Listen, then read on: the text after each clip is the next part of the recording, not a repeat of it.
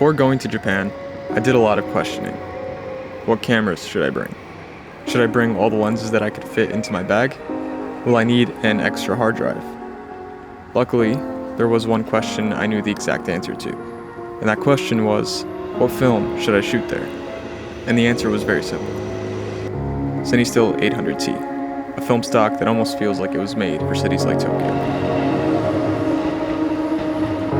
In this video, I want to dive into a bit of what it was like shooting those 8 rolls, show you a bit of a behind the scenes of getting my film developed and scanned, and talk about some of my favorite photos that I made.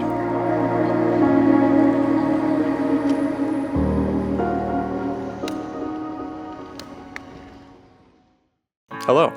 Welcome to a new video. Before we jump into it, I just want to thank Gelatin Labs for all their support. They provided all the 8 rolls as well as the development and scanning, and they will actually also be releasing a video interview with me about this little project 2 days after this video goes live. So my video is going live on a Monday. Theirs should be going live on a Wednesday or Thursday. I will link that in the description once it does go up, but feel free to follow them over on YouTube and Instagram to stay in the loop. So how did this project come about? I wouldn't necessarily call it a project. It was more so just this idea that I knew I wanted to shoot film in Tokyo, and I thought that 800T would be like the best choice in regards to my style and how the city looks, especially at night. It was also a really long time since I've shot 800T. I typically never shoot the same film stock more than like twice in a row, but I thought that this time, instead of bringing a ton of different film stocks at different speeds, I would just kind of stick to one to just have a more cohesive body of work. So I shot all the 8 rolls on my Leica Minolta CL, but I actually used 5 different lenses throughout my time, and only one of them was mine, which was the Voigtlander 35mm color scope R f2.5, and the rest Faisal let me borrow, which were 2 different 50s and 2 different 90s. I was originally thinking that I would review all 8 rolls for this video, but once I was scripting it out, I realized that that would be almost an hour-long video. So instead, I just chose 10 of my favorite photos that I took, and I'm gonna show you them and talk a little bit about them. You'll notice that in these photos that I'm gonna show you, there's a lot of salarymen as the subjects, and I know it's a little bit cliche and overdone, especially when it comes to like street photography in Tokyo, but I don't really care. They're good subjects, I think, wherever you are in the world. I didn't want to limit myself to only shooting at night because it would have taken me a really long time to get through the 8 rolls, so I also shot during the day. Because this film is obviously tungsten balanced, if you shoot it during the daytime without a warming filter, then you will get like this noticeable blue cast on your photos. But personally, I like that, and that's often the direction that I would push my digital photos to anyways. So this first photo is pretty straightforward. Japan's crosswalk etiquette is completely different to what it's like here in New York City, where even if you have the stop sign, people will run across even if they have 2 seconds to make it over. Whereas in Japan, you know, everyone, or at least most people, are waiting until they get the walk signal in order to cross. So you spend a lot of time just waiting on, you know, the sidewalk to cross, and this photo was a result of that. This shot was definitely taken on my 35mm lens. I really like the way he's just kind of in the middle of the frame with the other people on the sides kind of giving him space. So he looks obviously alone, and you know, his body language is a little bit sheltered because he's kind of holding his arm behind his back and the other arm is holding that briefcase. So I don't know, I just really like the way that this scene came out, you know, the slight bluish cast to it, and yeah, it was a good start to roll 1.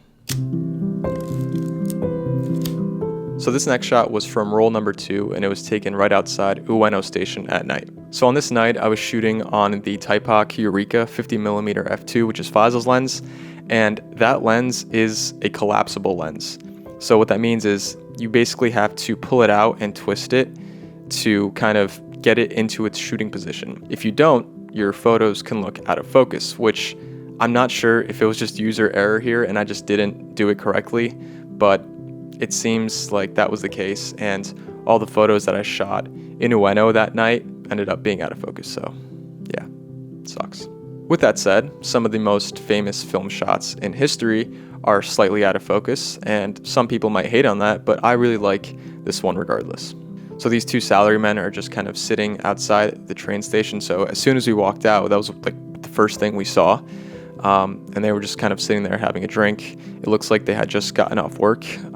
They were still obviously dressed up in their work attire. Yeah, people in Japan often work really long hours, so it's not uncommon to see salarymen kind of, wandering the streets at like 9 or 10 p.m.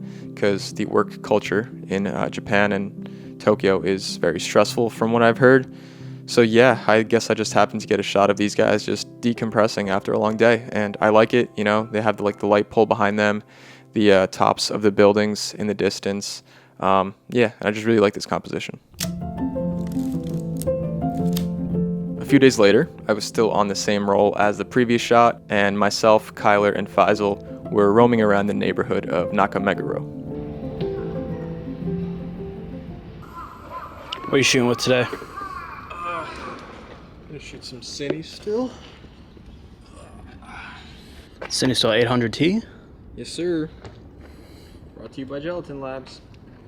Yeah, we were just kind of roaming around the neighborhood, and there is this river that kind of goes through the middle of the neighborhood with all these bridges that go over it.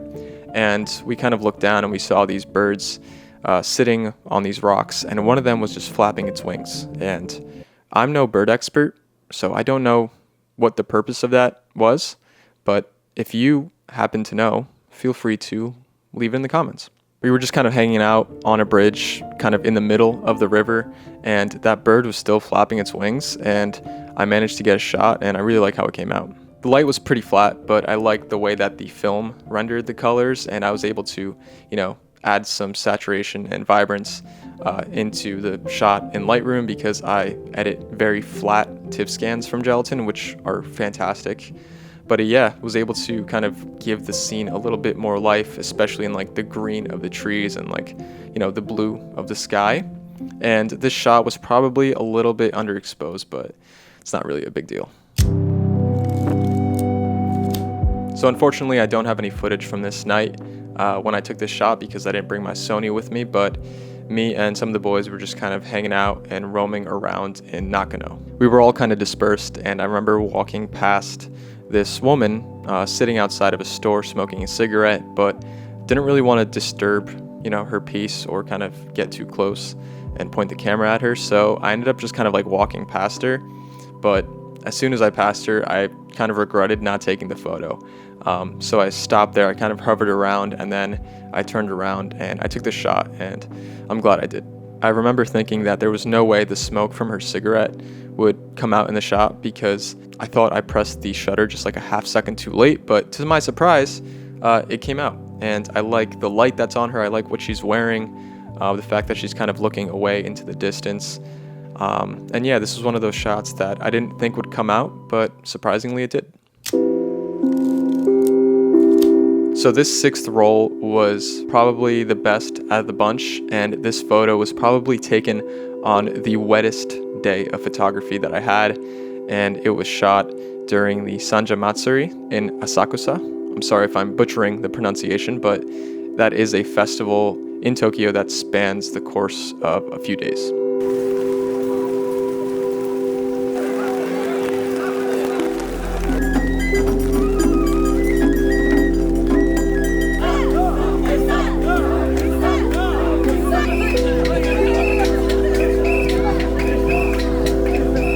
For about the first hour, we waited outside of the temple on this path where all the portable shrines were being marched down, and we were able to keep somewhat dry under the awning of a storefront, but my shoes were absolutely soaked. I took about 6 photos at the spot because I was kind of slightly undercover, so my CL was protected, but once we left, I put it away, but this is one of the photos that I was able to get at that spot. These people were all super upbeat and happy and chanting despite all this heavy, constant rain.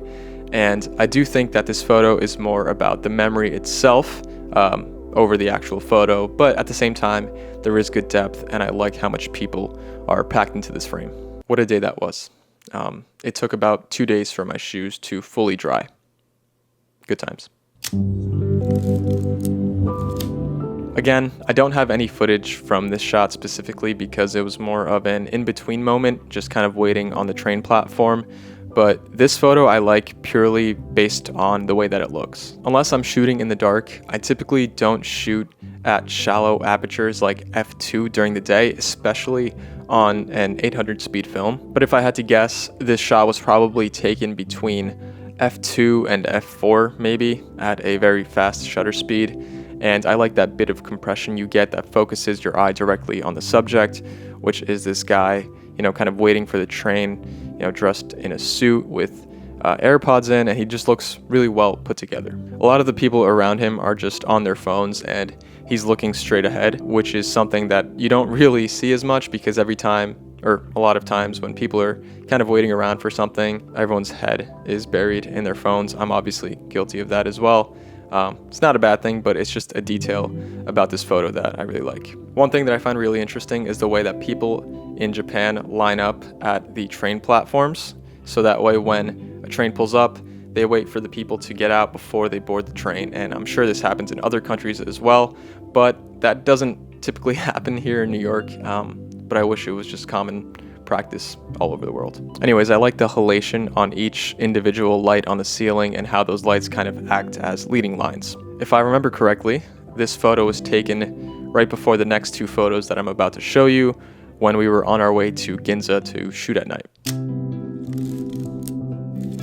So after taking the previous shot, we hopped on the train and made our way into Ginza. Ginza was probably my favorite area in Tokyo to shoot in general, but we only really shot there during the day, so I thought it would be interesting to kind of go back at night and bring film.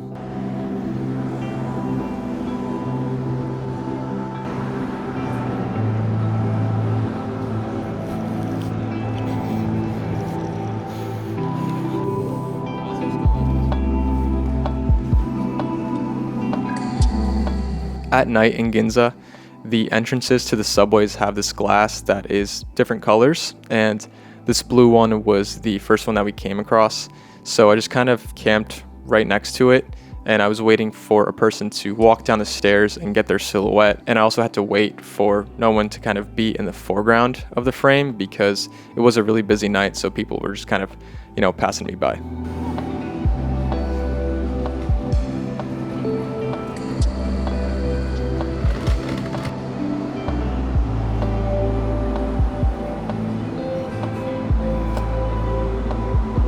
So this photo was taken on the 50mm Summicron, probably at f2, ISO 800, and shutter speed probably 1/30th or 1/45th. I just really like how clean and sharp this image is, with that blue gradient in the glass, as well as the very sharp and well-defined silhouette of the person walking down the stairs. There's also some depth in this image with the lights that are in the background behind the glass. And I was kind of curious about how the film would render these colors, the blue in the glass, and if there would be a color shift in any way, but it looks pretty true to scene, which I like. I was shooting quite a bit that night, so I finished that roll and loaded in another one. This clip right here is probably the fastest I've ever changed a roll on the CL while being filmed, which I'm historically bad at.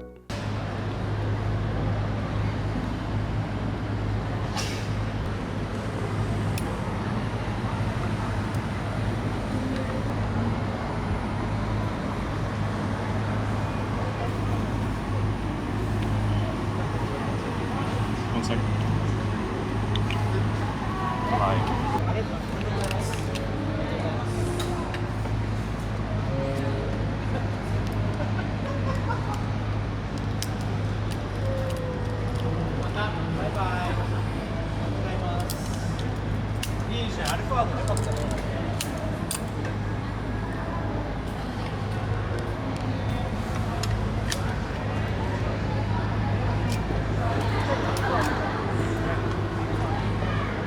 We ended up wandering into Shimbashi, which is right next to Ginza, and it's a very lively neighborhood at night.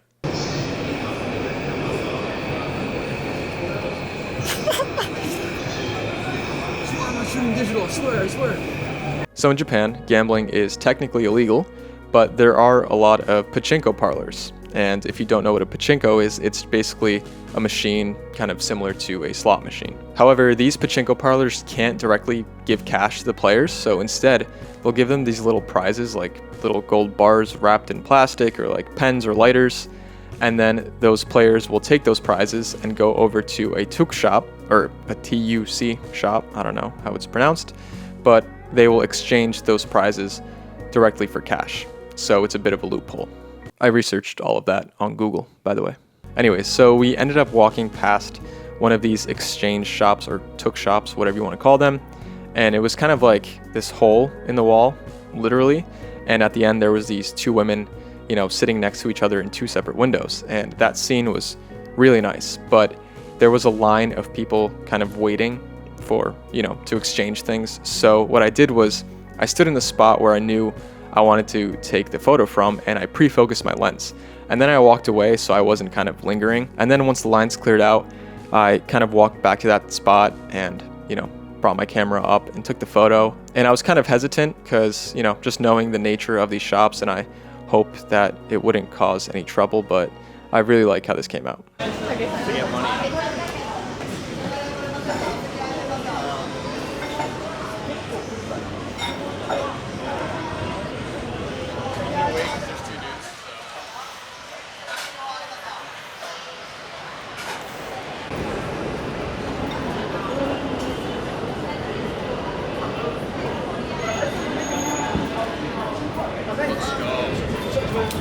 That comes out, that might be like... At the end of that clip, I said to Faisal that if that shot came out, that it might be one of my best from the trip, and it's definitely up there. So on this day, we were at Kanda Myojin Shrine, just kind of doing what photographers do, wander aimlessly and take photos occasionally. I do that.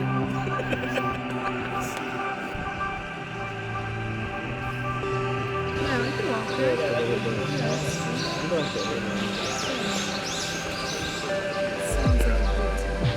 So as we were leaving the shrine, I noticed in the distance across the street this older man, and he was just kind of standing there, and he had his hand up to his face, and I wasn't really sure if he was smoking or anything, but I really liked the natural contrast of the scene. He had a white shirt on, and everything behind him was kind of dark, so I wanted to take that photo. And I was really lucky because he was pretty far away from me, but I had the 90mm on my camera already. I always like to get my scans back as really flat TIFF files from Gelatin because it gives me the most amount of flexibility to play around with in Lightroom. It was, you know, very flat light, but there was still a lot of contrast in the scene, and it was also kind of blue, and I was able to kind of enhance those things in Lightroom. And if you look closely enough, you'll be able to see that there is a light leak at the bottom of the frame, which luckily wasn't as harsh in this photo as it is in other ones. But yeah, it's weird. I haven't really figured out what it is yet, and it only comes up in certain photos, but it's definitely enough to have me concerned.